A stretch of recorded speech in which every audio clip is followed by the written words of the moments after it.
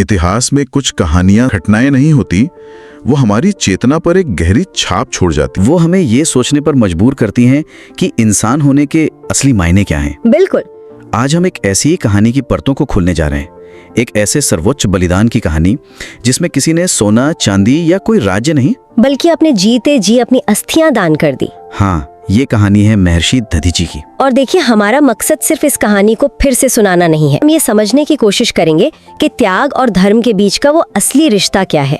हम ये देखेंगे कि कैसे एक इंसान का व्यक्तिगत बलिदान पूरी सृष्टि के कल्याण का आधार बन सकता है। तो चलिए इस विश्लेषण की शुरुआत करते हैं। सबसे पहले उस महान हस्ती को समझते हैं जिनके चारों ओर ये कथा घूमती है, ऋषि दधीची जी। वे वेदों के प्रकांड विद्वान थे और एक घने जंगल में अपने आश्रम में रहते थे।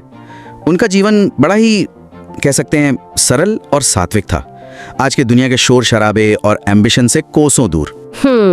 उनका पूरा जीवन योग, तपस्या और ब्रह्मांड के सत्य को समझने में ही बीतता था। कहते हैं कि उनकी तपस्या में इतनी ऊर्जा थी कि स्वर्ग के देवता भी उनका बहुत सम्मान करते थे। और यहाँ एक बात समझना जरूरी है, जब स्रोत कहते हैं कि उनका जीवन भोग से नहीं योग से बना था, तो ये सिर्फ एक सुंदर वाक्य नहीं है। अच्छा, इसका गहरा मतलब है कि उन्होंने अपनी इच्छाओं पर, अपनी इंद्रियों पर पूरी तरह से काबू पा लिया था। उनका जीवन बाहर की दुनिया में कुछ हासिल करने के लिए नहीं था, बल्कि अपनी चेतना को उसकी चरम सीमा तक ले जाने के लिए था। मतलब उनकी शक्ति का स्रोत यही था। हाँ, यही उनकी असली शक्ति थी, कोई चमत्कार नहीं। आज के ज़माने में तो ये सोचना भी मुश्किल लगता है। मतलब बिना किसी खास लक्ष्य के, बिना किसी प्रमोशन या पहचान की चाहत के, बस तपस्या। उनका आखिर मकसद क्या था? यही तो दिलचस्प सवाल है। उनका मकसद कुछ बनना नहीं बल्कि होना था। वे बस अपने आत्म स्वरूप में स्थित होना चाहते थे। लेकिन विडंबना देखिए, क्या? जो व्यक्ति दुनिया से सबसे ज्यादा दूर था, दुनिया को बचाने की सबसे बड़ी जिम्मेदारी उसी के कंधों पर आने वाली थी। और यहीं से कहानी में एक बड़े संकट की एंट्री होती है। बिल्कुल, वृत्रासुर। वृत्रासुर भी एक तपस्वी था, उसने भी कठोर साधना की थी। लेकिन जैसा आपने कहा, यहीं मकसद का फर्क सामने आता है। सही बात है। उसकी तपस्या का उद्देश्य आत्मज्ञान नहीं था, बल्कि शक्ति और अधिकार पाना था। और अपनी उसी तपस्या के बल पर उसने इतनी शक्ति हासिल कर ली कि उसने एक एक करके देवताओं को हराना शुरू कर दिया। यहाँ कहानी का संतुलन देखिए। ब्रह्मांड में जहाँ एक तरफ दधीची जैसी सात्विक ऊर्जा पैदा हो रही थी, वहीं दूसरी तरफ वृत्रासुर के रूप में एक ठीक वैसी ही शक्तिशाली लेकिन तामसिक ऊर्जा भी जन्म ले रही थी। वृत्रासुर ने देवताओं को हराकर स्वर्ग पर कब्जा कर लिया और चारों तरफ केओस यानी हाहाकार मच गया। हाँ, हाहाकार मच गया। मतलब देवता जिन्हें हम खुद शक्ति का स्रोत मानते हैं, वो एक असुर से हार गए। ये कैसे हुआ? क्योंकि वृत्रासुर को एक ऐसा वरदान मिला हुआ था कि उसे किसी भी ज्ञात अस्त्र शस्त्र से, चाहे वो लकड़ी का हो या धातु का, उसे मारा नहीं जा सकता था। अच्छा। देवताओं के सारे दिव्यास्त्र उसके सामने बेकार हो गए। ये कहानी का एक बहुत ही महत्वपूर्ण मोड़ है। देवता जो शक्ति और ऐश्वर्य के प्रतीक हैं, पूरी तरह से लाचार और डरे हुए थे। तो वे कहाँ गए? वे अपने राजा इंद्र के साथ भागे भागे देवगुरु बृहस्पति के पास पहुंचे। यहाँ स्रोत इस बात पर जोर देते हैं कि जब धर्म पर संकट आता है तो बड़ी बड़ी शक्तियां भी असहाय हो सकती हैं। तो इस असंभव सी लगने वाली समस्या का हल क्या था? देवगुरु बृहस्पति ने जब देवताओं की हालत देखी तो उन्होंने गहरा चिंतन किया और फिर एक उपाय बताया। लेकिन वो उपाय सुन के शायद देवता और भी ज्यादा परेशान हो गए होंगे। हाँ, बृहस्पति ने बड़ी गंभीर आवाज में कहा, जैसे कि हमारे स्रोतों में मिलता है, हे देवताओं, वृत्रासुर का वध किसी सामान्य अस्त्र से नहीं हो सकता। उसका अंत सिर्फ वज्र नाम के एक अस्त्र से होगा। और वो वज्र केवल ऋषि दधीची की जीवित अस्थियों से ही बनाया जा सकता है। सोचकर ही अजीब लगता है। एक पल के लिए इस समाधान की असाधारण प्रकृति के बारे में सोचिए। यहाँ सबसे फैसिनेटिंग बात यह है कि संकट का हल किसी बाहरी शक्ति में, किसी चमत्कार या किसी नए हथियार में नहीं था। नहीं, समाधान एक ऋषि के आत्म बलिदान में छिपा था। ये इस बात का प्रतीक है कि सबसे बड़ी शक्ति हमेशा आक्रामक या बाहरी नहीं होती। कभी कभी सबसे बड़ी शक्ति त्याग और समर्पण में छिपी होती है। वो भी किसी जीवित इंसान की। जी। क्या यह देवताओं की तरफ से एक तरह का स्वार्थ नहीं था कि अपनी जान बचाने के लिए किसी और की जान मांग ली? ये एक बहुत ही जरूरी सवाल है और ये धर्म की जटिलता को दिखाता है। स्रोतों में इसे स्वार्थ के रूप में नहीं बल्कि धर्म संकट के रूप में दिखाया गया है। धर्म संकट? हाँ, देवताओं के सामने दो रास्ते थे। या तो वे नैतिक रूप से सही बने रहते और पूरी सृष्टि को वृत्रासुर के हाथों नष्ट होने देते, या फिर एक बहुत ही मुश्किल नैतिक रूप से संदिग्ध लगने वाला कदम उठाकर धर्म की रक्षा करते। यह लेसर ऑफ टू इविल्स वाली स्थिति थी जहां कोई भी रास्ता आसान नहीं था। मैं बस कल्पना करने की कोशिश कर रहा हूँ कि उन देवताओं पर क्या बीत रही होगी।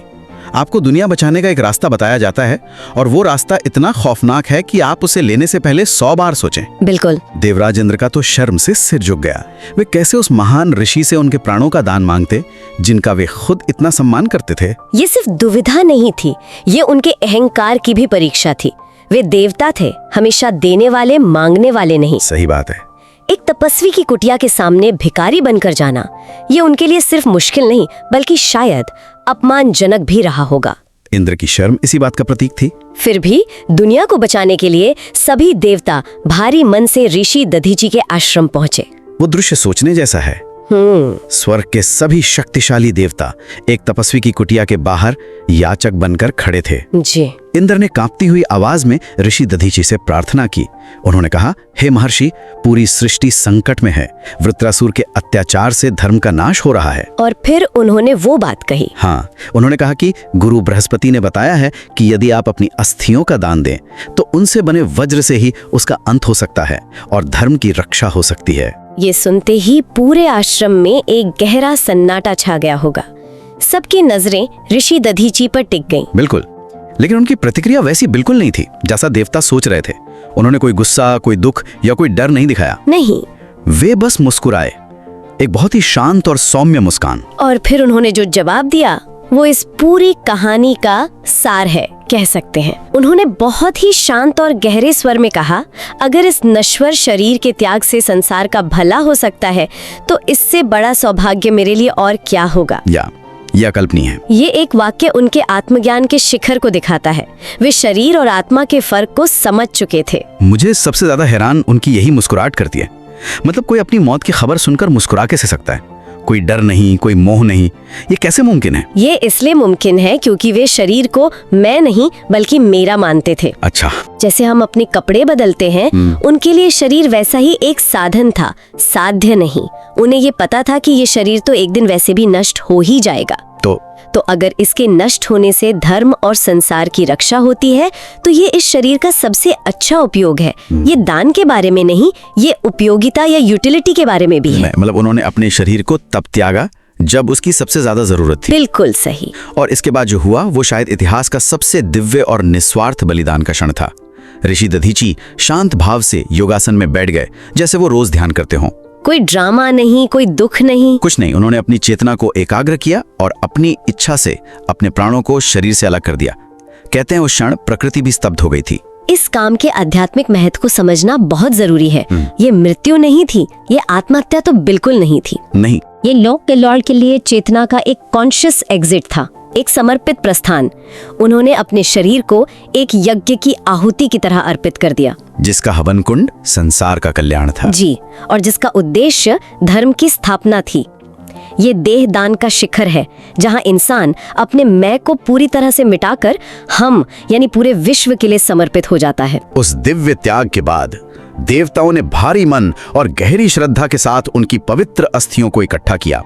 फिर देवशिल्पी विश्वकर्मा ने उन अस्थियों से एक शक्तिशाली अस्त्र का निर्माण किया, जिसे वज्र नाम दिया गया। हाँ, वज्र। और उस वज्र में सिर्फ दधीचि की हड्डियों की कठोरता नहीं थी, बल्कि उनकी तपस्या की ऊर्जा, उनके त्याग की शक्ति और उनके बलिदान का तेज भी समाया हुआ था। तो वो सिर्फ एक हथियार नहीं था। नहीं, वो धर्म का प्रतीक बन गया था। इसके बाद देवराज इंद्र ने उस वज्र को धारण किया और वृत्रासुर को युद्ध के लिए ललकारा।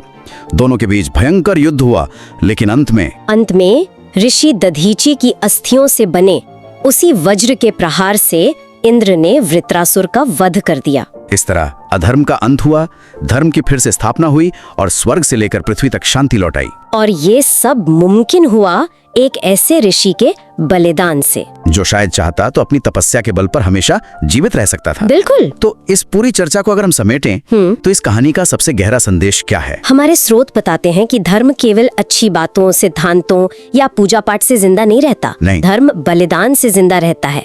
जब कोई अपने निजी स्वार्थ से ऊपर उठकर किसी बड़े उद्देश्य के लिए अपना सब कुछ दांव पर लगा देता है, तभी धर्म की असली रक्षा होती है। बिल्कुल। और सिर्फ बलिदान नहीं, बल्कि सही समय पर सही उद्देश्य के लिए किया गया बलिदान। ऋषि दधीची का त्याग इसलिए महान है क्योंकि उसकी जरूरत थी।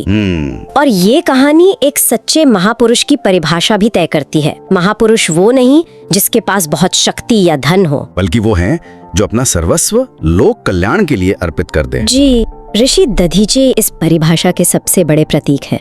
तो इस बातचीत को खत्म करते हुए श्रोताओं के लिए एक विचार छोड़ जाते हैं। ये कहानी अस्थियों के दान की बात करती है, जो एक चरम बलिदान है। हाँ, लेकिन आज के युग में जब समाज के सामने अलग अलग तरह के वृत्रासुर खड़े हैं, जैसे अज्ञान, नफरत या पर्यावरण का संकट, तब किसी महान उद्देश्य के लिए अपने अस्तित्व का सार देने का क्या मतलब हो सकता है? आज हमारे अपने छोटे बड़े बलिदानों से कौन सा वज्र बनाया जा सकता है जो आज के इन संकटों का अंत कर सके? ये सवाल हम सभी के लिए। If you liked the video, please like, subscribe, and leave a comment. Thank you.